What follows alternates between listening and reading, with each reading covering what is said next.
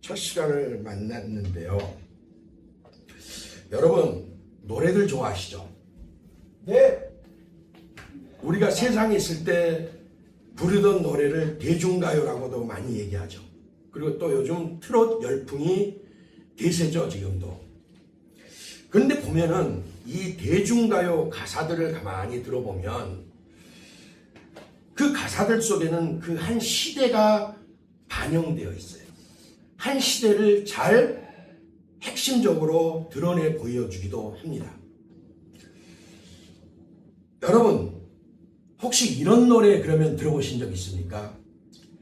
흘러 흘러 흘러 흘러 물이라더냐, 돌아 돌아 돌아 돌아 정이라더냐, 덧없는 인생길 흘러 돌아서 취한 듯 내 손자리 어디쯤일까, 마시면 취하는 게 술이라더라, 깊을수록 서러운 게 정이라더라, 두 번 세 번 길을 묻는 지친 나그네, 어느 누가 인생살이 꿈이라더냐,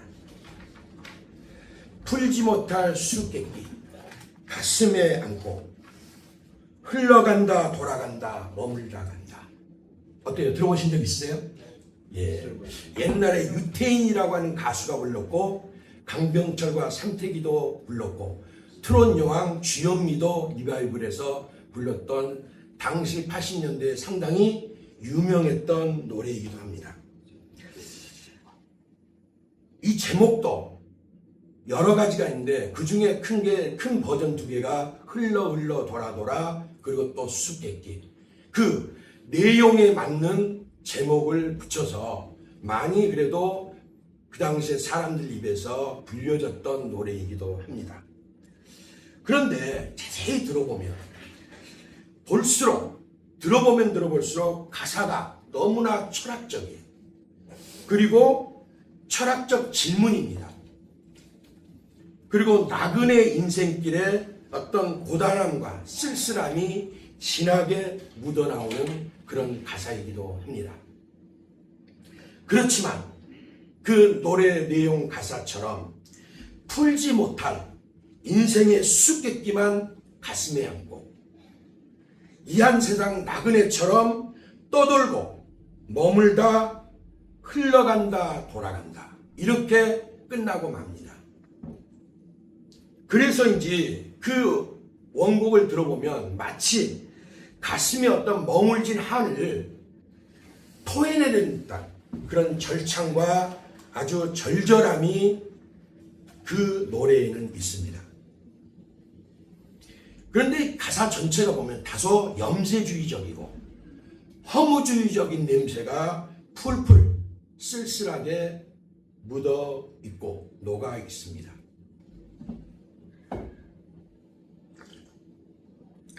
또 이런 류의 노래하면 떠오르는 가수분이 있는데, 우리 국민 가수로 추앙받고 국회의원까지 지내셨죠. 그분이 이제는 돌아가신 분인데, 국민 가수 최희준 선생님의 하숙생이라는 그 유명한 노래가 있습니다. 그 하숙생도 가사가 보면은 인생은 나그네 길, 어디서 왔다가 어디로 가는가, 구름이 흘러가듯 떠돌다 가는 길에 정일랑 두지 말자 미련일랑 두지 말자, 인생은 나그네 길, 구름이 흘러가듯 정처 없이 흘러서 간다. 두 가지 제가 가사를 인용을 했는데, 대부분의 이 세상의 문학이나 어떤 이런 노래나 이런 것들은 질문을 던져요. 가슴속에서 풀어지지 않는 질문을 던지는데, 나는 어떤 존재인가, 어디서 왔으며 또한 내가 돌아갈 곳은 어디인가. 근데 끝내 일상의 수많은 철학도 책도 그 어떤 것도 정확한 답을 주지 못합니다. 그러니까 수수께끼로만 가슴에 안고 살다가 돌아가는 거고, 하숙생처럼 살다가 돌아갑니다. 그렇습니다. 이 세상은 하숙집과 같고 여인숙과 같아서 잠시 짧은 인생사를 하숙생처럼 영원히 머물지 못하고 어떤 일정 기간 동안이나 아니면 나그네가 하룻밤을 묵고 난 그 여인숙을 아침엔 나와야 되듯이 하숙된 동안 그리고 일정 기간 한 집에 머물다가 때가 되면 다시 나와야 하듯이 우리 인생살이가 언젠가는 하룻밤의 꿈 같은 일상살이를 끝내고 반드시 돌아가야 될 곳이 있다라고 말을 합니다. 그럼 그것을 누가 그렇게 말씀하시냐? 전도서 말씀처럼 신우사를 알려줄 자가 누구냐? 신우사란 말은 죽은 뒤에 일어날 일을 알려줄 자가 누구냐라고 하시는 거예요. 죽은 뒤에 일어날 일을 알려줄 수 있는 분은 오직 하나님밖에는 안 계십니다. 아멘. 지금 앞에서 제가 읊어드렸던 음조렸던 이 노랫말들이 깊이 공감되고 또한 어울릴 만한 성경의 한 여인을 하나님은 거울로 삼아서 우리에게도 비춰 보여주시고 너희는 어떠하뇨 하면서 물어보십니다. 이 여인에게는 크게 광야 인생 두 막이 있는데 먼저 그 한 막의 커튼을 지금부터 열어보겠습니다. 사레의 여종 하가라, 내가 어디서 왔으며 어디로 가느냐? 내가 어디서 왔으며 어디로 가느냐라고 지금 하나님이 물어보십니다. 여러분, 만약 여러분이 하갈과 같은 상황이라면 주인집을 도망쳐 나왔다고 가정한다면 도대체 어디로 목적지를 잡고 가시겠습니까? 옛날 돌아가신 이기동 코미디언처럼 괴로워 죽겠구나, 멀리 떠나고 싶구나, 뭐 이러고 말 겁니까? 목적지가 있어야겠죠. 물론 또 이스랑 신자들, 이 불신자들 같으면 한 잔 술에 취하고 한 잔 술에 떨어버릴 수도 있겠죠. 에이, 뭐 세상사가 그렇지. 아니면 멀리 고향을 떠나 타향으로 가든가 타국으로 아예 이민을 가든가 뭐 이렇게 할 것입니다. 그러나 사람은 늘 무의식적으로 내가 익숙한 곳, 내 몸에 배어 있는 곳, 내 기억 속에 남아있는 곳, 그래서 그곳을 가면 내가 평안히 몸을 기댈 수 있을 것이다, 내가 쉼을 가질 수 있을 것이다 하는 그런 곳을 먼저 생각하고 그런 곳으로 가려고 하지 않겠습니까? 심리학자들이 이 성경의 이 하갈의 이 입장을 어떤 식으로 이야기를 하느냐? 심리학자들은 인간에게는 고상하고 치명적인 병 두 가지가 있다. 하나는 상사병이고 하나는 향수병이다, 이런 말을 합니다. 상사병이 무엇이고 향수병이 무엇인지는 잘 아시죠? 그리고 덧붙이는 말이 뭐냐면 이 두 가지 병은, 즉 상사병과 향수병은 먼저 상사병을 잉태시킨 사랑하는 그 사람과 한 사람으로 상사병이 나게 한 그 대상이 있을 거 아닙니까? 그 사람과 그리고 향수병을 유발시킨 그 고향만이 치료해 줄 수가 있다, 이렇게 얘기를 합니다. 어때요? 공감이 가십니까? 심리학자들 얘기가 그래요. 사람에게는 치명적이고 고상한 병 두 가지가 있는데 하나는 상사병이고 하나는 향수병. 상사병은 사랑하는 사람 때문에 나는 병이고 향수병은 고향 생각에 병이 나는 거다 했어요. 그 두 가지는 사랑하는 사람만이 그 치료해 줄 수가 있고 향수병을 앓는 사람은 그 고향으로 가야만이, 그 고향에서만이 치료해 줄 수가 있다라고 이야기를 하는 겁니다. 저도요, 어려서 시골에서 자랄 때 보니까 동네 이제 큰 형님들, 아니면 또 동네에서 삼촌 아재 그러잖아요. 그런 분들이 객지에 나가서 한마디로 타향살이 하다가 돌아와서 하시는 말씀들이 있었어요. 그것을 어렸을 때 저도 귀동냥하면서 들어왔을 때 그분들이 한결같이 그래요. 그래도 내 고향이 제일 좋아. 하루도 고향 생각 안 나는 날이 없었어.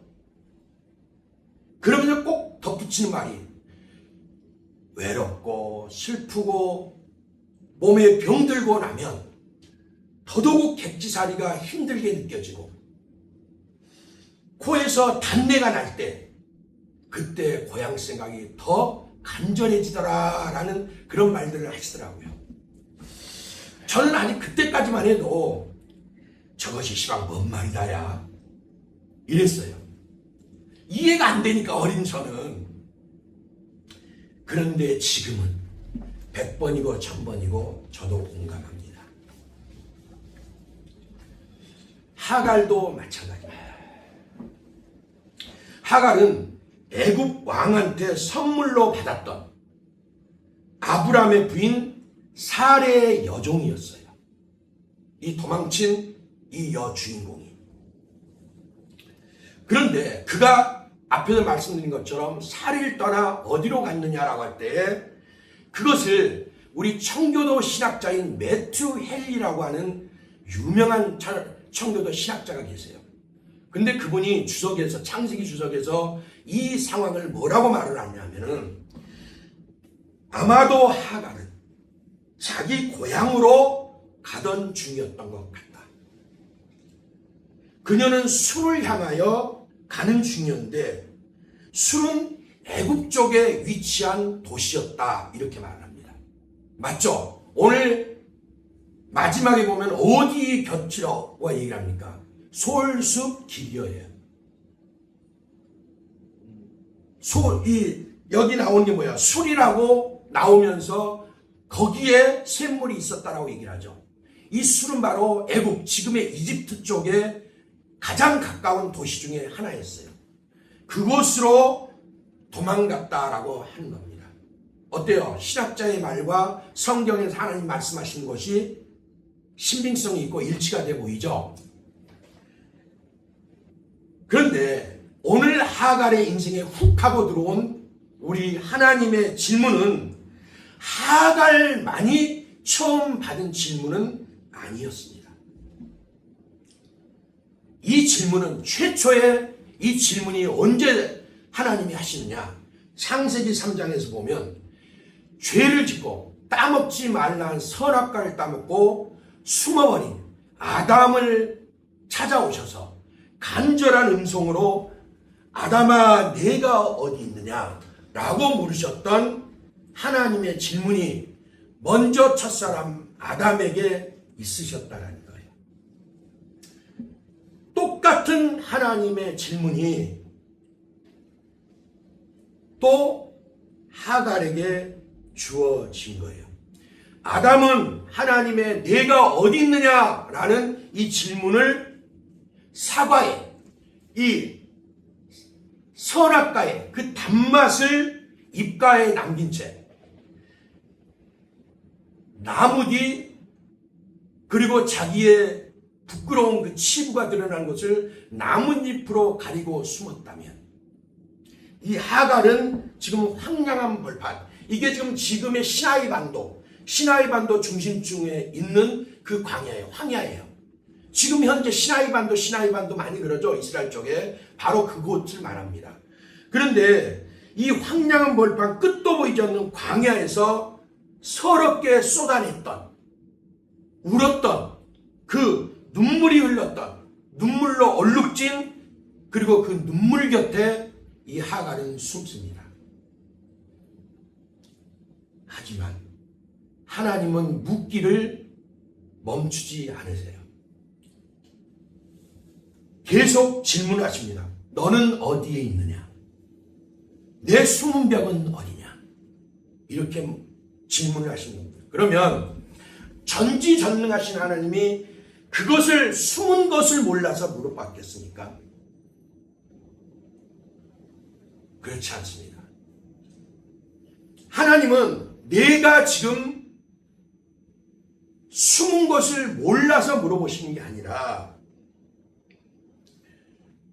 하나님의 위치, 그러니까 하나님을 떠나 서 있는 그 위치, 하나님의 사람 아브라함의 가정을 떠나 서 있는 그 위치를 물어보는 거예요. 네 마음이 지금 어디에가 있느냐, 이것을 물어보시는 것이고, 인생의 최고의 비극은 하나님을 떠날 삶이 되었다는 게 비극인 겁니다. 아담도 내가 어디 있느냐 이 소리는 위치를 몰라서 물어보는 것이 아니라 아담 너의 마음이 지금 어디 있느냐 이 얘기를 물어보는 거야. 네 위치가 지금 어디 있냐. 아담 위치는 어떤 위치였어요? 에덴 동산에서 하나님을 섬기는 제사장으로서 모든 자연 만물과 더불어 하나님을 찬양하는 위치에 있어야 되는데 그 위치를 탈선했다 이 말인 거예요. 하갈의 탈선은 하나님의 사람 아브람 가정에서의 탈선입니다. 지금 그 얘기를 지금 물어보는 거예요. 결국 하갈은 불가항력적인 하나님의 금성 앞에, 부르시는 그 소리 앞에 어쩔 수 없이 설 수밖에 없게 되고 답할 수밖에 없게 됐습니다. 하갈은 앞에서 먼저 말씀드린 바와 같이 애굽 여인입니다. 지금의 이집트 사람이다 이 소리예요. 당시에 여종이라고 그랬죠. 하갈은 사라에게 속한 여종인데, 여종은 전리품이나 상품 가치 정도로 인권과는 거리가 멀어도 너무도 먼 거리에 있는 상품으로 취급되던 존재가 바로 여종이라고 하는 신분이었어요. 종이라는 신분은 죽으라면 죽고 주인이 살라면 살아야 되는 존재에 불과할 뿐이었어요. 그런 하갈에게 어려서부터 그도 꿈 많은 소녀 시절이 있었고 그도 남의 귀한 딸이었어요. 하갈은 이집트에서, 즉 애굽에서 어려서부터 듣고 자란 귀에 익숙했던 나일강의 파도 소리는 이제는 고된 종살이를 하고 종의 위치에 있다 보니 아슬한 먼 기억일 뿐이에요. 그러나 그 아슬한 먼 기억이 도망치는 갈 곳 없는 이 하갈을 부르고 있었던 거예요. 어디로? 애굽으로. 그래서 이 술이라고 하는 곳에 이르게 되었고 그곳에서 하나님의 은혜를 경험하게 되는 겁니다. 하갈의 목에 걸린 이름표는 나 하갈, 나는 존재가 있는 나라는 존재 하갈이야, 이게 아니라 사례의 여종이라고 하는 이 딱지, 주홍글씨가 된 이 여종의 위치, 여종이라는 그 이름 아닌 이름, 그것은 그의 가슴에 수많은 상처와 한을 남겼습니다. 여주인, 이 하갈의 여주인 사레는 어떨까요? 사레 또한 한이 깊은 여인이에요. 사레의 이름 뜻은, 사레라는 그 이름의 뜻은 공주라는 의미가 담겨 있어요.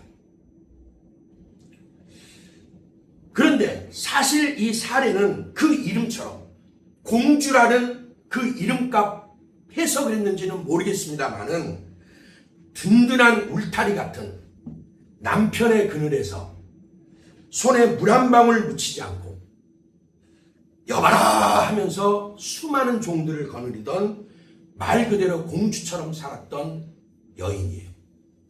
우리 남자들 눈에 보이는 뻔한 거짓말 하죠. 꼬실 때 뭐라고 그래요? 연애할 때. 그거는 여인들은 누구나 들어보는 똑같은 말들인 것 같아요. 우리 유집사님은 뭐라고 하셨어요? 우리 권사님한테. 아무 말 안 하셨어요? 아, 그러셨어요? 답은 안 공개겠다. 대부분 남자들이 당신 손에 내가 눈에 눈물 안 나고 손에 물 한 한 방울 안 묻히게 해줄게. 그런데 대부분의 사람들은, 남자들은 못 지키는데 그래도 아브라함은 그것을 지켰던 사람이에요. 그래서 정말 남부럽지 않은 공주처럼 살았던 존재가 바로 이 사례야. 그래서 정말 무엇 하나 부족함을 느끼지 않았습니다. 다만 이 한 가지만 빼고 말이야. 딱 한 가지, 그것이 치명적인 사례의 아픔이고 약점이었습니다. 여러분, 우리 조선시대에 칠거지악이라는 말 들어보셨죠? 칠거지악, 7가지 악이 있는데 그거는 누구에게만 적용되는 악이다? 여자에게만 적용되는 악이에요. 근데 그 여자에게만 적용되는 7가지 악 중에 하나가 바로 애를 낳지 못하는 죄였어요. 이것 때문에 우리 조상 할머님들도 하염없이 눈물로 베갯잎을 적셨을 겁니다. 때론 집안에서 쫓겨나고 소방 맞는 일까지도 있었다라고 해요.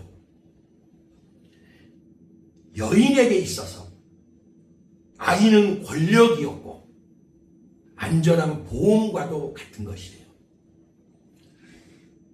이 당시 고대 근동, 아브라함이 살았던 고대 근동, 고대 근동이라는 말은 이스라엘을 중심에 두고 그 근처의 나라들, 주변국들을 가리켜 고대 근동이라고 얘기를 해요. 바로 그 나라들은 우리나라처럼 여자가 애를 못 낳게 되면 어떤 일이 있게 되냐, 아이를 못 낳는 여인은 집안에서 목소리를 낼 수도 없고 목소리를 잃어버려야만 돼요. 그리고 마을을 나가더라도 마을에서 눈길조차도 마주치지 못했습니다. 누가 저기서 오면 눈을 땅에다가 내리꽂아야 돼. 마주치면 안 돼. 마주치지 않으려고 하는 것이죠. 이 정도로 수치였고 아픔이고, 그리고 뒤돌아서면 눈물 나는 일이었던 게 바로 아이를 갖지 못한다는 약점이었습니다. 사례 역시 부러울 것이 없지만 아이를 낳지 못한다는 것은 그의 생애의 공백과도 같았어요. 여인으로서의 텅 빈 들판 같았습니다. 여인으로서 여인구실을 제대로 못했다라고 하는 죄책감 아닌 죄 아닌 죄책감이 그의 마음을 늘 무겁게 눌렀어요. 그리고 갈수록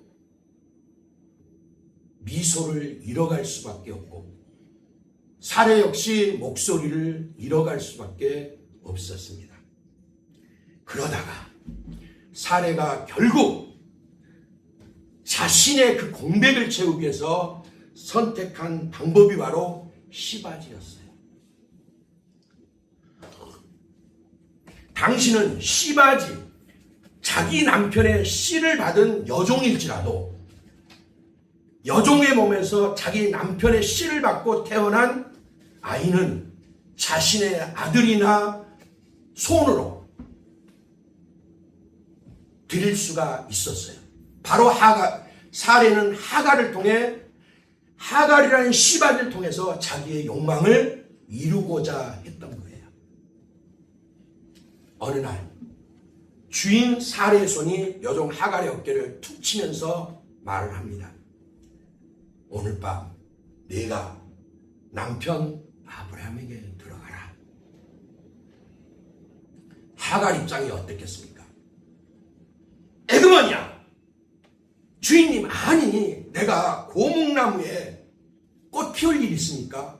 이 팔팔한 이팔 청춘이 주인 아브라함 같은 그런 고목나무에게 꽃을 피워내고 열매를 맺어주려고 제가 들어가야 된다고요?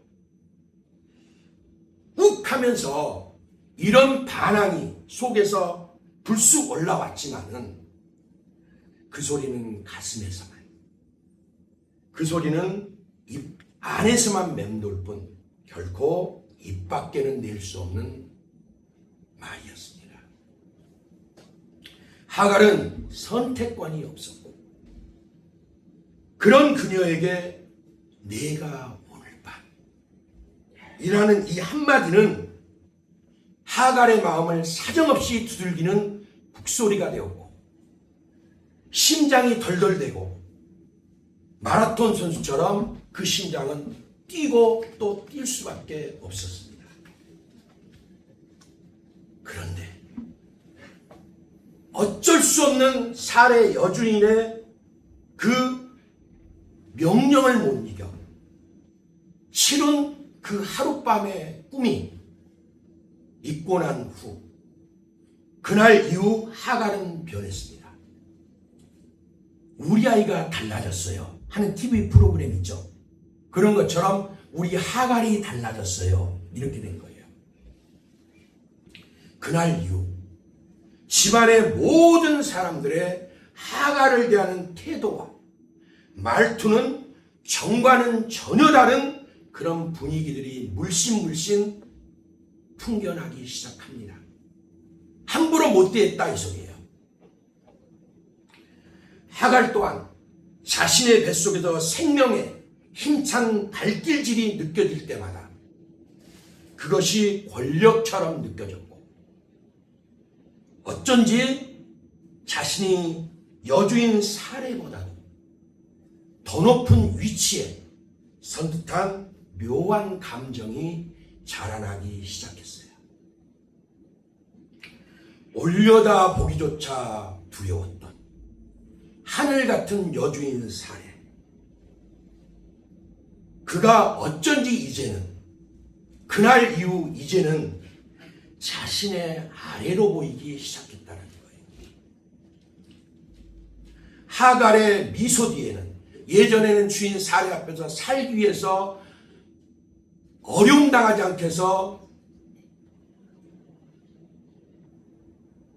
띄어야만 냈던 그 미소는 그 가면은 이제는 자신감 있는 미소와 또 그리고 감춘 가면 뒤에는 소리 없는 가시와 소리 없는 이 칼이 자라고 있었던 거예요.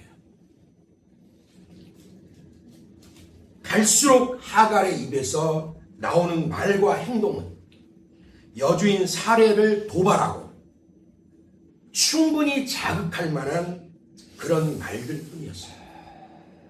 은근한 멸시와 조롱, 타박하는 그런 말들이 서슴없이 터져나오기 시작했습니다. 노무현 대통령이 평검사들 모아놓고 과거에 자 이쯤 되면 막 가자는 것이지요. 기억나십니까? 그때 그랬습니다. 자 이쯤 되면 막 가자는 것이지요. 이랬던 우리 노무현 대통령이 계십니다. 딱 그런 상황 막장까지 시작되었어요. 이쯤 되면 막 가자는 거지요 하는 것처럼 사라와 하갈의 관계가 그렇게 되었다 이 말이에요. 그럼 사례의 입장은 어떨까요? 사례는 상실감과 분노로 매일매일 실을 떨어야 됐습니다. 밤마다 그리고 돌처럼 침묵하고 그 침묵은 상막 내부를 꽁꽁 얼릴 정도로 싸늘하고 차가워졌어요. 이게 아브라함과 사례가 같이 잠을 자면서도 같이 거하는 그 장막이 바로 이런 분위기가 되었다 이 말입니다. 그럼 또 아브라함은 어떨까요? 아브라함은 그 사이에서 숨조차 제대로 내쉬지 못하고 가뭄에 쩍쩍 갈라지는 논바닥처럼 바싹바싹 그 가슴은 타들어갔어요. 그리고 가슴 가득 메워지는 죄책감과 무력감에 밤마다 그는 그 두 여인 사이에서 이래야 저래야, 이래야 되느냐 저래야 되느냐 하는 문제를 가지고 날마다 갈등의 시소를 탈 수밖에 없었습니다. 정말 아브라함은 어쩌란 말이냐 이 답답한 가슴을 이러면서 지내고 있었던 겁니다. 그러던 어느 날 사례에 응어러진 이 소름이 불화산처럼 터져버렸어요. 그게 창세기 15장 5절부터 6절에 보면 첫 번째 하갈이 광야로 도망가야 될 수밖에 없는 상황이 됩니다. 거기 이렇게 얘기를 해요. 사레가 아브라함에게 이르되 내가 받는 모욕은 당신이 받아야 옳도다. 내가 나의 여종을 당신의 품에 두었거늘 그가 자기의 임신함을 알고 나를 멸시하니 당신과 나 사이에 여호와께서 판단하시기를 원하노라. 자, 어때요? 남자들이 이런 입장이 되면 보통은 달래죠. 부엌에서는 아내, 여보 당신이 오라. 그리고 안방에서는 어머님 말씀이 옳습니다. 이러면서 좀 지혜롭게 해야 되는데 하갈로서는 너무나도 무정한 그런 말을 이 아브라함이 하게 됩니다. 뭐라고 하느냐? 아브라함이 사레에게 이르되 당신의 여종은 당신의 수중에 있으니 당신의 눈에 좋을 대로 그에게 행하라 하며 사레가 하갈을 학대하였더니 하갈이 사레 앞에서 도망하였더라. 아, 무서워요. 임신한 몸 아닙니까?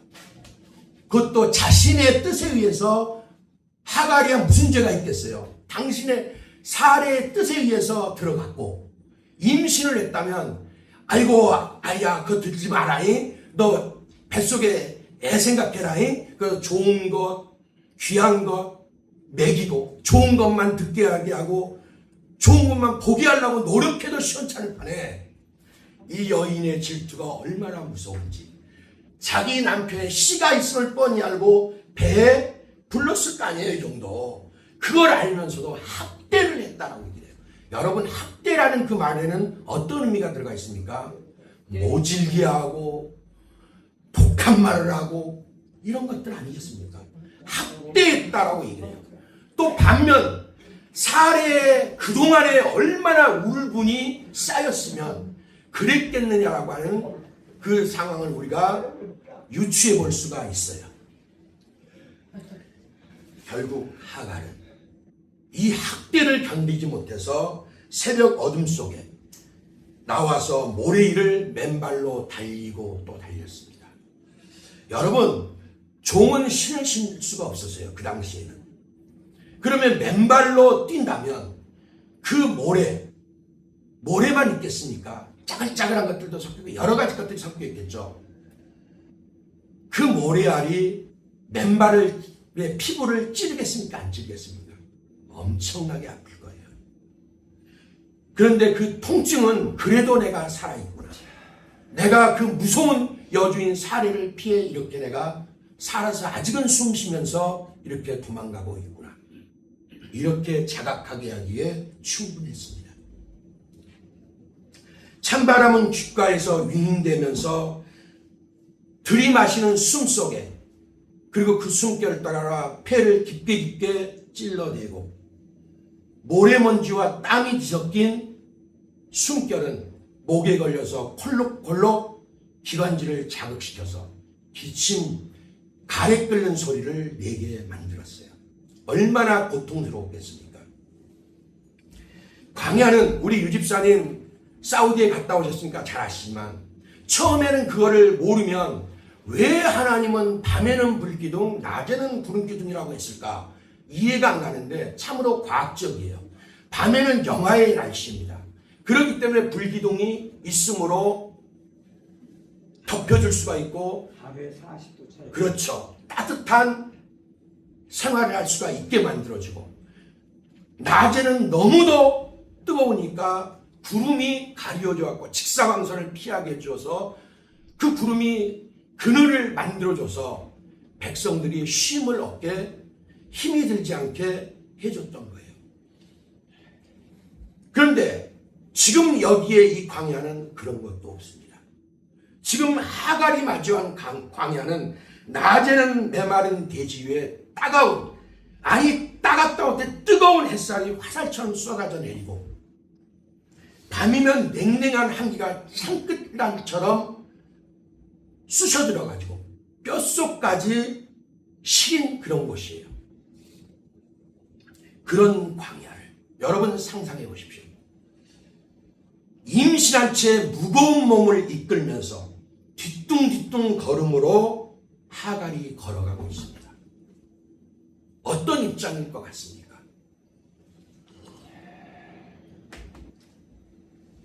너무도 힘든 발걸음이고 힘든 상황이에요. 막 광야를 샘물 곁 곧 술길, 오늘 본문에 말하고 있는 것처럼 샘 곁에 이르렀을 때 흩날리는 모래바람 속에서 한 목소리가 들려옵니다. 사레의 여종 하갈아, 네가 어디서 와서 어디로 가느냐. 그 목소리는 갑자기 비상등도 켜지 않고 훅 들어온, 깜빡이도 켜지 않고 훅 들어온 하나님의 음성이었어요. 하갈이 대답합니다. 내 여주인 사레를 피하여 도망하나이다. 이 말은 솔직한 대답이에요. 그러나 너무나도 비참한 하갈의 대답이에요. 하나님이 다시 말씀하십니다. 내 여주인에게 돌아가라. 그 수하에 복종하라.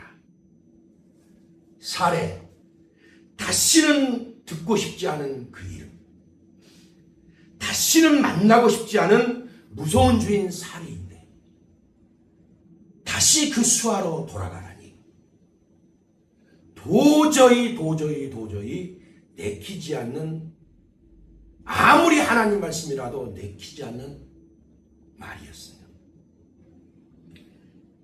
그런 하갈에게 하나님은 또다시 재차 말씀하십니다.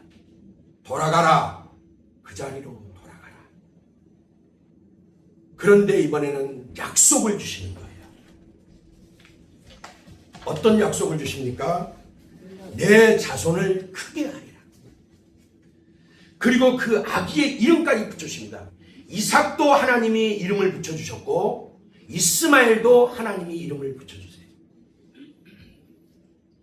내 자손을 크게 하리라. 그리고 아기의 이름까지 붙여주시는데 아들을 낳으리니 그 이름을 이스마엘이라 하라.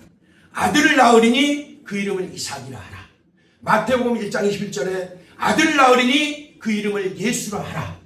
이는 저가 자기 백성을 그들의 죄에서 구원할 자이십니다. 이 이름들을 하나님이 직접 지어주시는 거예요. 이스마엘 역시도 그렇게 지어주셨어요. 이스마엘, 하나님이 하갈의 고통을 들으셨다라는 그 의미가 묻어있는 이름이었어요. 하갈아, 이스마엘이라고 해라. 그 말의 의미 속에는 내가 네 고통을 들었다, 이 의미를 담았던 거예요. 하나님이 하갈을 돌아보시고 그 고통을 알아주셨다, 이 말인 거예요. 하갈 입장에서는 내가 어떻게 여기서 나를 살피시고 감찰하시는 하나님 여호와를 배웠을까? 이 얼마나 감사한 일인가? 그렇죠. 하나님이 들으셨고 돌아보셨다면, 또 나를 살피시는 하나님이시라면 이제 무슨 걱정이 있겠습니까? 그 하나님이 자기를 돌아보셨다고 하는데, 그래서 하갈은 감격과 감사의 마음을 담아서 그 셈의 이름을 나를 살피시는 하나님이라고 이름 붙여 그 셈을 기념하고 하나님께 감사하는 겁니다. 하갈은 상처의 맨 밑바닥에서, 인생의 정말 종착역 같은 맨 밑바닥에서 회복과 감격의 기념비로 브엘라 헤로이라는 이름을 붙여서 하나님을 기념했던 사건이 바로 16장에는, 그리고 오늘 본문에는 기록이 되어 있는 겁니다. 이제 용기 백배해졌습니다. 브엘라 헤로이의 감격을 안고 실을 떨며 도망갔던, 우리 그러죠. 아주 안 좋은 게 없으면 내가 그쪽 동네를 향해서 내가 오줌이라도 누는가 봐라, 이런 얘기하는 거 들어보셨죠? 지금 이 하갈의 입장이 사레와의 관계가 바로 그런 입장인데 하나님을 만나고 나니까 부엘라 헤로이의 나를 감찰하시는 하나님이라는 그 감격을 만나고 나니까 치를 떨면서 도망쳤던 무서운 주인 사레가 있는 곳으로 그리고 다시 종의 위치로 그 수하의 위치로 두려움 없이 돌아가게 됩니다. 하나님의 의도가 있었어요. 뭐라고 불렀어요? 하가라 하가라가 아니라 사레의 여종 하가라였어요. 이미 하나님 뜻이 배어 있는 겁니다. 하나님이 하가라라고 했으면 다시 돌아가지 않았을 수도 있어요. 그런데 하나님은 하가라 사레의 여종 하가라였어요. 그러나 도망쳐 나올 때 그 밑바닥에까지 친 그 자존감 없고 쓰린 그 상태가 아니라 하나님을 만난 감격을 가지고 이제 그 자리로 두려움 없이 다시 돌아가게 되는 거예요. 이제 두 번째 광야입니다. 오늘 본문과 연결되는 겁니다. 이 광야 역시 절망의 반복이에요. 이제 돌아갔습니다. 그리고 많은 세월이 흘러갔습니다. 집안에 많은 변화가 일어납니다. 주인들의 이름이 바뀝니다. 아브라함이 아브라함으로 바뀌고 사레가 사라로 바뀌고 그리고 없던 아이 이삭이 태어납니다. 이미 그리고 자기는 집으로 그 사레의 집으로 돌아간 뒤에 얼마 안 있어 아이를 낳았어요. 이스마엘을 낳습니다. 근데 이게 이제 여기서 문제가 발생을 또 합니다. 이삭이 자랐어요. 젖을 때는 날이라고 했으니까 우리가 보통 젖을 아이가 몇 살쯤 뗍니까? 10개월이면 예. 보통 예전에는. 예전에는 1년은 예. 그러면 이때라면 아무리 못 때는 한 2-3살 정도는 됐겠죠. 자, 그러면 3살, 5살까지 먹었다. 그때에 젖을 때는 날 아브라함의 집에 큰 잔치가 열렸다라고 성경은 보도해주고 있어요. 얼마나 좋았겠어요. 생각해보세요. 100세에 얻은 아들, 사라하고 아브라함하고 10살 차이 납니다. 90세에 낳은 아들, 100세에 얻은 아들, 얼마나 좋았겠어요. 이삭이라는 이름의 뜻은요, 웃음이란 뜻이에요. 여러분, 두 노인 할머니, 할아버지가 마주 앉아있는데 웃을 일이 과연 얼마나 있겠습니까? 안 그래요? 그런데 이삭이라고 하나님이 의도적으로 지어줬어요. 이삭은 웃음이라는 뜻이에요. 우리말로 한번 바꿔볼까요? 이삭아를 갖다 웃음아 웃음아. 동네에서도 아이고 웃음이 엄마 웃음이 아빠 얼마나 웃기겠습니까? 그래도 좋았어요. 그래도 그러니 얼마나 좋았으면 큰 잔치를 물론 그 중동에 돈이 있고 그런 장면을 했지만 그 당시에 젖을 때는 날 아브라함의 집에서 큰 잔치가 열렸어요. 꽃향기 가득한 축제의 그 열기 속에서 이스마엘의 말과 행동, 그만 동생 이삭을 희롱하는 것처럼 적어도 사라가 보기에는, 사라가 이삭의 어머니 사라가 보기에는 그렇게 비춰졌어요. 사라의 마음이 갑자기 불편해졌습니다.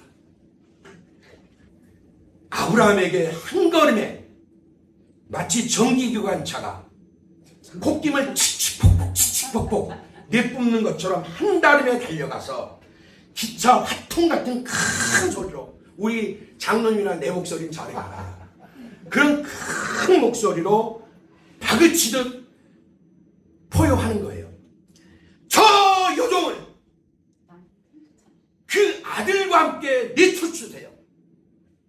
이 종의 아들 이스마엘과 내 아들 이삭이 함께 기업을 얻을 수는 결코 없습니다. 또 다시 하갈은 억장이 무너지는 가슴, 알알이 부서진 유리 파편 같은 부서진 그 마음에 안고, 또 아브라함이 쥐어준 한 줌의 떡과 어깨에 들쳐매준 물왕가죽 부대를 메고 다시 또 광야로 내몰렸습니다. 그게 오늘 본문이에요. 얼마나 뜨겁습니까? 갈증이 나죠. 홀짝홀짝 들어 마시던 물이 불과 얼마 못 가서 그만 이제 물이 가죽부대의 물이 동인하고 말았습니다. 하갈은 아들을 덤불 아래에 두고 혀끝에 핏기 가득한 말을 묻혀서 처절하게 내뱉기 시작해요. 그게 뭐냐? 샤마! 아이가 죽는 것을 지켜볼 수가 없다.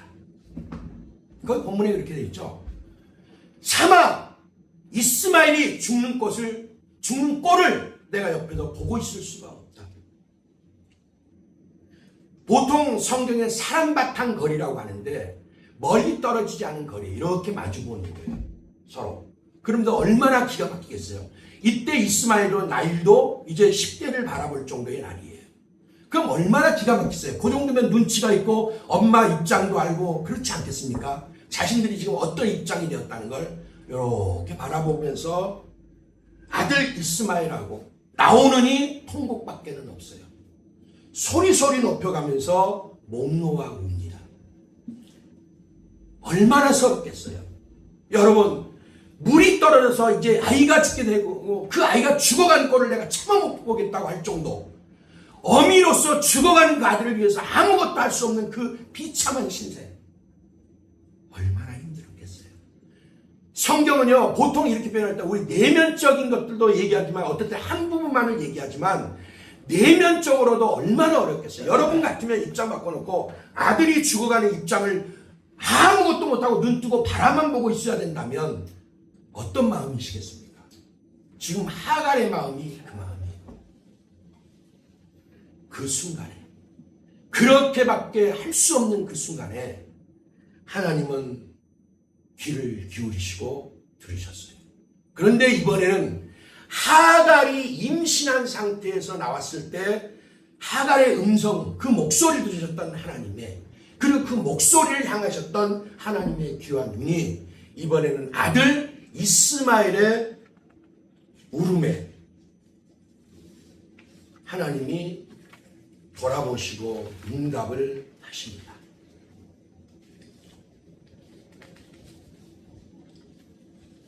그리고 또 다시 하나님이 두 번째 은총을 베풀어 주세요.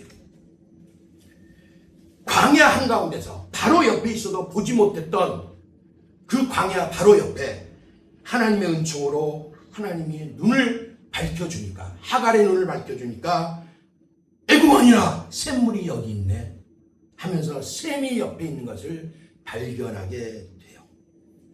그리고 타는 갈증으로 찢어진 입술과 목젖을 샘물로 죽이고 다시 살아나게 됩니다. 여러분, 하나님이 왜 이것을 성경대계에서 우리에게 보여주셨을까요? 고린도후서 1장 20절을 보면 하나님의 약속은 그리스도 안에서 얼마든지 이해가 되어 우리가 아멘하여 영광을 돌리느니라. 로마서 15장 4절에 전에 기록한 모든 것은 우리들의 교훈으로 기록되었다. 아멘. 그렇다면 이 성경의 이야기는 오늘날에도 하갈 같은 처지의 입장에 선 사람들이 있다는 거예요. 그리고 그 사람들을 위로해 주기 위한 메시지라고도 하나님은 말씀을 하시는 겁니다.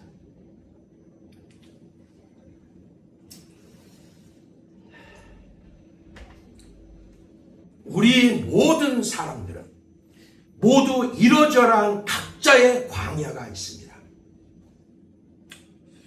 대표적으로 성경에서 우리가 큰 축이 되는 아담과 하갈, 그리고 그것이 우리에게 적용하고 주는 메시지를 통해 우리의 입장을 한번 비춰보겠습니다. 그 안에서 하나님의 은혜를 볼 수 있기를 소원합니다. 자, 아담이 숨은 광야, 아담이 숨어버린 그곳에는 아담의 죄책감이 있었어요. 아담은 죄책감이 있을 수밖에 없었습니다. 아담은 죄책감에 시달려서 숨었고, 하갈의 광야는 주인으로부터, 모든 환경으로부터 버림받았다라고 하는 입장이 있었어요. 우리의 광야는 그럼 어떨까요? 상실과 두려움과 앞날에 대한 불확실성이 우리에게는 있습니다. 광야는 오늘 본문의 하갈의 입장처럼 내 힘으로는 어떻게 아무것도 할 수 없는 것 같은 그런 상황들이 나의 광야가 될 수가 있다는 거예요. 그러니 불안하고, 그러니 두렵고, 그러니 불확실한 속에서 무엇을 내일이다 하는 그날이 있을 것이다, 내일이다 하는 그날을 바라보면서 갈 수가 있겠습니까? 우리의 삶이, 우리 삶의 광야가 그와 같다는 거예요. 여러분, 내일 내 직장이 어떻게 될지, 내일 내가 어떤 일을 당할지 보장할 수 있는 사람이 누가 있겠습니까? 그럼에도 불구하고 우리에게 또 은혜가 되는 것은, 이 광야에는, 이 아담과 하갈과 우리의 이 세 광야에는 공통된 은혜가 있고 선물이 있습니다. 세 가지 모두, 세 사람 모두의, 아담과 하갈과 우리 모두의 그 광야에는 공통된 분모가 있는데, 그것은 하나님이 찾아오시고 하나님이 들으시고 하나님이 아멘. 우리를 위로해 주셨다라는 것이에요. 아멘. 은혜는 내가 찾아가는 것이 아닙니다. 은혜는 하나님이 직접 오셔서 주신 거예요. 그래서 로마서에 우리가 어떤 공로나 의로 얻는 것이라면 은혜는 은혜될 수 없다고 해요. 그건 싹시입니다. 은혜는 값없이 주시는 은혜예요. 이 주신 은혜는 영원히 변치 않습니다. 한 번 구원은 영원한 구원입니다. 아멘. 내가 영생을 주노니 내 손에서, 아버지의 손에서 빼앗을 자가 없느니라. 요한복음 10장 얘기하시잖아요. 아멘. 하나님이 우리를 찾아오시면서 우리는 모든 것은 시작돼요. 하갈쯤 하나님이 찾아오셨기 때문에, 하나님의 찾아오시는 사건이 있으니까 전개가 있고, 상황이 전개되는 게 있고, 그리고 거기서 은혜의 펼쳐짐을 붙잡을 수가 있다는 거예요. 요한일서 4장 10절에 그러죠. 사랑은 여기 있으니 우리가 하나님을 사랑한 것이 아니요 하나님이 우리를 사랑하사, 이렇게 얘기를 해요. 이것이 하나님의 사랑이고 아멘.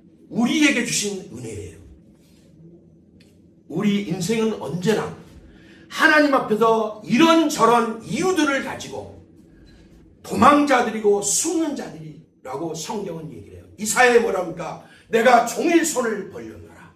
오라오라고 벌렸다라는 거예요. 이걸 사도 바울이 로마서에서 인용을 하면서 돌아오라고, 이스라엘에 대한 안타까움을 가슴에 품고 이야기를 하고 있는 거 아닙니까? 도망자들이고 숨는 자들인 우리를, 그럼에도 하나님의 열심은 포기를 모르고, 그 포기를 모르는 하나님의 열심이 우리 그런 인생들을 포기하지 않고 끝까지 찾아오시는 사랑이다라고 성경은 이야기합니다. 여러분, 동전은 양면이 있죠. 동전은 보면 앞면이 있고 뒷면이 있죠. 하나님의 속성은 자비와 은혜라고 하는 속성이 있어요. 그리고 용서와 사랑이라고 하는 본질적인 속성을 가지고 계세요. 비유컨대 바로 앞에 말한 동전의 앞뒷면과도 같아요. 자비와 사랑이 앞뒷면과도 같습니다. 용서와 사랑이 앞뒷면과도 같아요. 그래서 성경을 보면 오직 감사할 뿐이고 내가 무슨 말을 하리요, 이렇게밖에는 할 수가 없는 거예요. 하나님의 자비는 이삭의 심장에 내려꽂힐 칼을 막아주었습니다. 모리아산에서 아버지 아브라함이 죽이려고 칼을 들었던 그 칼을 아브라함아 멈춰라 하면서 하나님의 자비가 그 칼을 막아주셨어요. 그리고 그 하나님의 은혜는 수풀에 걸린 순양을 이삭 대신 친히 주셨어요. 그래서 여호와의 이레로 불리게 되죠. 하나님이 직접 준비하신다는 말입니다. 하나님이 준비하신 그 순양이야말로 보라 세상 죄를 지고 가게 하는 하나님의 번제물 예수 그리스도를 예표해서 보여주고 있는 사건인 거예요. 자비는 아버지의 가슴에 대못을 쾅쾅 때려박고 떠나버린 천하의 몹을 부려자 아버지 살아생전에 아버지 재산 나눠주세요 하는 거는 아버지 빨리 죽으세요 하는 소리와 같은 거예요. 그런데 그럼에도 불구하고 아버지는 다 나눠주죠. 그러니까 눌루랄라 하면서 떠났던 그 탕자 위에서 이스라엘이 가증히 여기는 먹지도 않는 돼지를 이야기하고 얼마나 비참한 상태인지를 보여주는 게 돼지가 먹는 열매인 쥐엄 열매를 먹게 되는 상황이 됐을 때 아버지의 집이 생각났고 아버지께로 돌아올 용기를 얻었던 거예요. 그런 탕자를 껴안고 입맞추는 그것이 바로 하나님의 자비하신 속성의 부분인 거예요. 그래서 그것을 보여준 것이고, 그리고 또 은혜는 그렇게 돌아온 탕자되어 돌아온 아들을 회복의 상징인 너는 내 아들이라고 하는 그 인정이 가락지를 띄워주죠. 예전에는 가락지에 도장과 같이 썼어요. 인장도장이라고 얘기를 하죠. 즉 너는 내 아들이고 내 뒤를 이을 수 있다는 의미이기도 한 거예요. 너는 내 아들이고 이 집안에서 내가 나중에 그러면 너에게도 유산이 넘어갈 모가지가 있는 거 아니에요, 형하고. 바로 그 아들의 신분으로 회복되는 것을 말해주고 있는 거예요. 그리고 실제로 그 신분이 회복되어서 아들은 염치가 있으니까 종의 하나라도 써주면 이거였지만 아들은 쉽게 하면 굶어 죽지 않고자 이 구찬 생명이라도 보존하고자 돌아온 것 뿐이지만 아버지는 사랑으로 아들로 다시 위치 변경을 해주면서 돌아온 탕자에서 아들로 위치 변경을 해주면서 기뻐 잔치를 벌이게 됩니다. 또 자비는 십자가에 못 박혀 모든 것이 끝난 악한 죄인 강도가 마지막 목마른 외침을 하죠. 주여 당신의 나라가 임할 때 나를 기억하여 주소서. 그랬을 때 하나님의 은혜는 내가 나와 같이 낙원에 있으리라. 이 말로 선포됩니다. 이 말로 의의 옷을 입혀주십니다. 십자가는 거룩한 교환입니다. 더럽고 냄새나는 내 죄의 옷은 하나님이 십자가에서 가져가시고 의로운 하나님의 의로 새하얀 순백의 그 의로 가득한 그 하나님의 의의 옷을 우리에게 입혀주셨어요. 그게 십자가에서 이루어진 사건인 거예요. 더러운 것은 심판받을 것은 주님이 가져가시고 하나님의 은혜로 우리에게 살 길로 열어주고 새 생명의 옷으로 입혀준 사건이 바로 십자가의 사랑이에요. 하나님이 죄를 얼마나 미워하시고 그것을 갖다 용납을 못했으면 아들일지라도 십자가에 못 박혀 죽게 하셨고, 그럼에도 불구하고 얼마나 우리를 사랑하셨으면 그 하나뿐인 독생자 아들을 십자가에 내어주기까지 우리를 사랑하셨겠습니까? 그것이 바로 십자가의 사랑이에요. 강도의 마지막 숨결이 떨어질 때 그는 하나님의 말씀대로, 예수님의 말씀대로 그 즉시 낙원으로 옮겨간 것을 믿습니다. 아멘. 자비는 천하의 죄인 중에 죄인 괴수 사울을 회심시켜줬어요. 그리고 살 길을 열어줬습니다. 그리고 또 그 은혜는 그 천하의 죄인 중에 죄인 괴수 대적자 사울을 예수님의 종 거룩한 사도 바울로 바꿔서 오직 나의 나된 것은 하나님의 은혜로라고 하는 그 고백을 하면서 평생 하나님의 은혜의 감격의 사슬에 묶여 살게 만들었어요.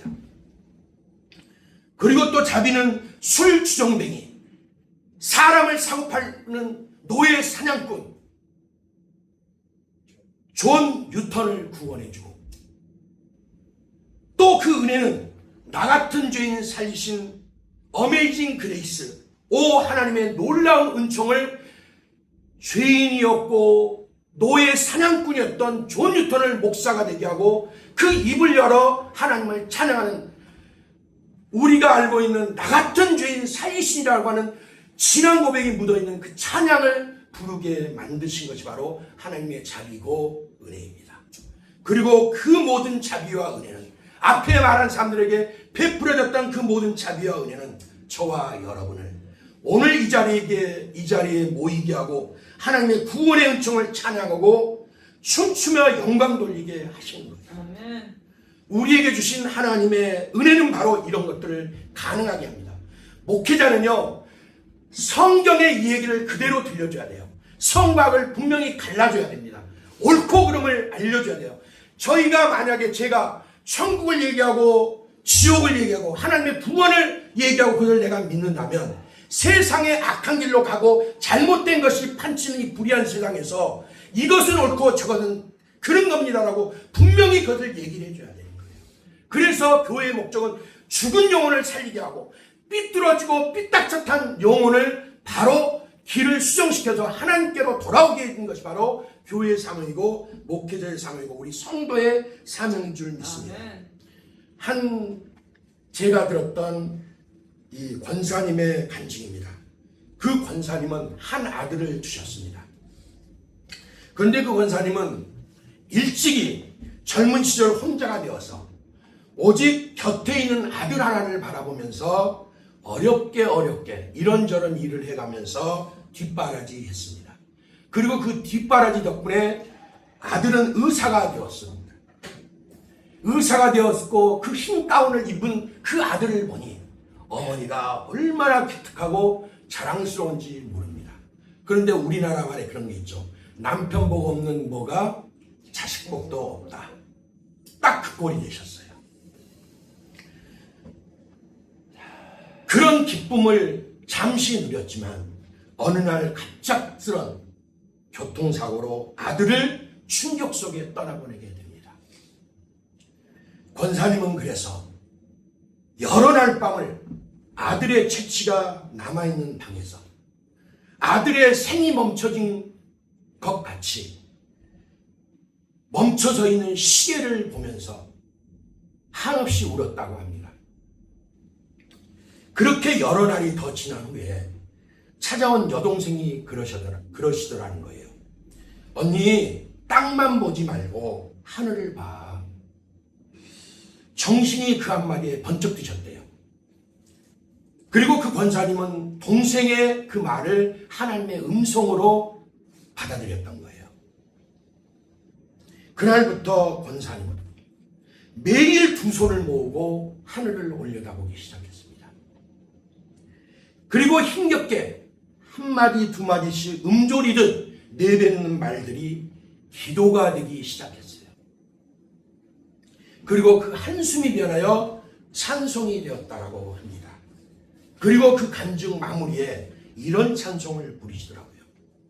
주 안에 있는 나에게 딴 근심이 있으랴.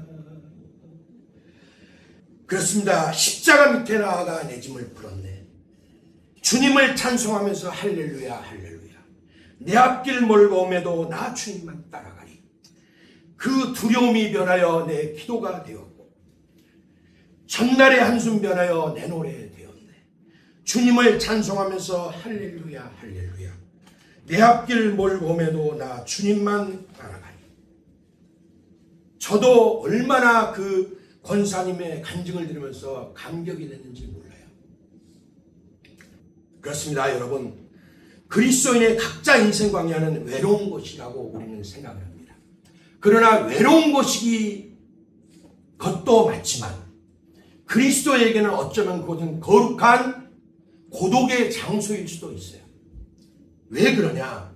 인생이 푹 그 고독의 광야에서 익어가는 시간이 될 수가 있기 때문에 그런 거예요. 수많은 하나님의 사람들이 사막으로 광야로 나가서 홀로 고독의 시간을 가지면서 하나님을 만난 사람들이 수도 없이 우리 믿음의 선배들 속에는 있습니다. 그리고 그 거룩한 고독 속에 들려주시는 하나님의 음성을 듣고 경청할 수 있는 것이, 세상의 모든 소음을 끊어버리고 오직 하나님의 음성만 경청할 수 있는 것이 바로 고독한 광야일 수도 있다는 거예요. 아멘.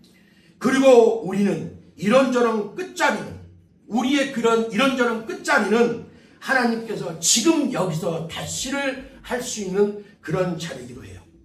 우리가 마지막 같아 보이는 그곳이 하갈처럼 하나님을 만나고 회복하는 새로운 시작이 될 수 있다는 거예요. 그래서 아멘. 그런 말이 있잖아요. 인간의 마지막은 하나님의 시작이다. 아멘. 그렇습니다. 우리의 마지막 같아 보이는 그곳, 그 시간, 그 환경, 그 무엇들은 하나님의 시작임을 우리는 아멘. 믿습니다. 아담의 그래서 광야는 찾아오신 하나님으로 인해서 회복의 시작이었고, 하갈의 광야 역시 살피시는 하나님, 브엘라 헤로이라는 하나님의 이름을, 그 감격이 얼마나 그 은혜가 감격되었으면 하나님의 이름을 그렇게 붙여 부르는 그 회복의 장소가 되었습니까? 회복시키시는 하나님, 소망의 하나님을 만난 광야가 됐습니다. 아멘.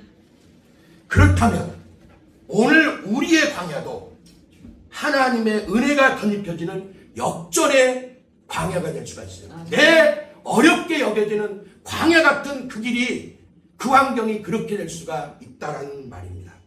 하나님은 오늘도 우리에게 말을 걸어오십니다. 아멘. 제만아, 내가 어디서 왔니? 그리고 지금 내가 어디로 가고 있니? 바로 이 질문을 가지고 하나님은 우리 인생에 들어오셔서 물어보시고 간섭하시기를 원하시는 겁니다. 세상 말에도 비온 뒤에 땅이 웃고 고름이 짜내어진 상처 위에 새살이 돋는다고 하지 않습니까? 하나님은 광야에 죽을 것 같은 상황에서 우리를 꺼내서 우리 자신이 어떤 존재인지, 내가 선 곳이 어디쯤일까 하는, 처음에 들어갈 때 내 선자리 어디쯤일까 하는 그 노래 가사처럼 내 선자리 어디쯤인가를 그 사람들은 의문으로 끝나지만 우리에게는 내가 선 자리를 눈을 열어 보여주신 것처럼 우리의 어두워졌던 영안을 열어서 분명한 내가 서 있는 그 자리를 보여주십니다. 아멘. 그리고 그 보여주시는 은혜 속에서 우리가 은혜로 회복되기를 또한 원하시고 이렇게 또한 아멘. 하나님은 회복시켜 주십니다. 이제 정리하겠습니다. 노버트 슐러 미국의 개신교 목사님이 계십니다. 그분이 여러 시를 쓰고 글들을 쓰셨는데 지금 제가 소개해드리는 그 시는 참 은혜롭고 감동적이고 많은 것을 생각해 보게 합니다. 그 제목은 절벽 가까이로 부르셔서라는 시예요. 내용은 이렇습니다. 절벽 가까이로 나를 부르셔서 다가갔습니다. 절벽 끝에 더 가까이 오라고 하셔서 더 가까이 다가갔습니다. 그랬더니 절벽에 겨우 발을 붙이고 서 있는 나를 절벽 아래로 밀어버리시는 것이었습니다. 물론 나는 그 절벽 아래로 떨어졌습니다. 그런데 놀라운 일이 일어났습니다. 나는 그때서야 비로소 알았습니다. 내가 날 수 있다는 사실을 말입니다. 내게 날개가 있다는 사실을 말입니다. 여러분, 어느 날 하나님이 저를 이런 상황으로, 청길 낭떠러지 절벽 같은 그 상황으로 부르신다면 저는 두렵고 위태로운 그 자리에서 그래도 하나님이 부르셨습니까? 하나님이 나를 여기까지 오게 하셨습니까? 하면서 조심스레 발걸음을 저는 뗄 것입니다. 그런데 하나님이 거기서 멈추지 않고 제만아 더 가까이 절벽 끝으로 저를 부르신다면 어떨까요? 아마 엉금엉금 기어서라도 저는 갈 것입니다. 아니, 갈 수밖에 없습니다. 그리고 생각할 겁니다. 여기가 다겠지. 여기까지겠지. 하나님 내 형편 아시잖아. 그런데 말입니다. 이제 여기가 끝이야라고 겨우 버티고 서 있는 제게 제 하나 한 발자국 더 떼서 절벽 앞으로 한 발 앞으로 하신다면 글쎄요. 아마 저는 그 순간 엄청난 갈등과 함께 아니 하나님이 내게 어떻게 하나님이 내 하나님 맞아? 이러지 않을까 싶습니다. 그러나 그럼에도 결국에는 아무리 제가 그런다 해도 저는 절벽 끝에서 떨어지게 될 것입니다. 왜냐고요? 하나님이 저를 힘껏 밑으로 밀쳐 떨어뜨리실 테니까 말입니다. 하나님은 제가 도저히 갈 수 없다고 생각하는 그 절벽 같은 길, 감당치 못할 것 같은 그 상황까지 밀어붙여서 테스트하시는 경우가 종종 있으십니다. 그러나 그것이 내가 사는 길이요 은혜입니다. 그러나 그것을 어리석은 저는 아마도 뒤늦게 깨닫게 될 것입니다. 여기서 슐러 목사님이 그러죠. 그런데 저는 그때서야 비로소 알았습니다. 제가 날 수 있다는 사실을, 제게 날개가 있다는 사실을. 바로 슐러 목사님의 이 체험적 시처럼 또 한 사람 성경의 다윗의 고백처럼 고난당한 것이 내게 유익이라. 나는 이 말씀이 체험되어지고 내 것 되게 하기 위해서 하나님은 때로는 가끔씩 그런 환경으로 몰아붙입니다. 그것을 통해야 그 극한의 상황까지 몰려야 내가 날 수 있는 믿음의 날개가 나한테 있음을 아멘. 알고 그 날갯짓을 할 수 있게 하기 위함이기 때문이에요. 그 전까지는 솔직히 우리 믿음의 날개는 곱게 접혀져 있을 때가 많이 있습니다. 박제된 날개로만 남아있을 때가 많이 있습니다. 그것을 욥이 몸소 보여줬죠. 우리는 그리고 욥의 한 행동과 그 결과가 어떻다는 것을 은혜로운 하나님의 말씀을 통해 자비하신 음성을 통해 우리는 압니다. 욥기 5장 11절에 그랬죠. 보라 인내하는 자를 우리가 복되다 하나니 너희가 욥의 인내를 들었고 주께서 주신 결말을 보았거니와 주는 가장 자비하시고 긍휼히 여기시는 자이십니다. 우리 일상의 모든 순간순간 환경이 바로 광야입니다. 지금 나라도 사회도 직장도 가정도 여러 면에서 이렇게 저렇게 광야 같은 상황들로만 날마다 펼쳐지고 있습니다. 그 상황 속을 우리는 임실한 하갈이 기우뚱기우뚱 하면서 걸어갔던 것처럼 우리도 기우뚱기우뚱 하면서 걸어가고 있는 중입니다.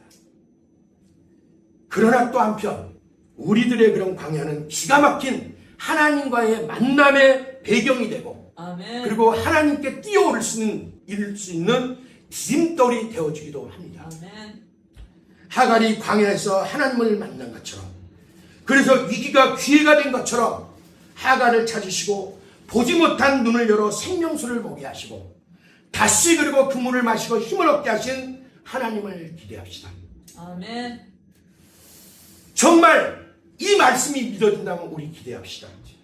하갈의 눈을 열어 생명의 샘물을 보게 하신 그 하나님께서 나에게도 우리에게도 이 시간 생명의 샘을 내시는 그 역사를 해달라고 말입니다. 아멘. 우리의 닫히고 어두워졌던 영안이 심령의 눈이 열려지는 이 시간이 되게 해달라고 말입니다. 아멘.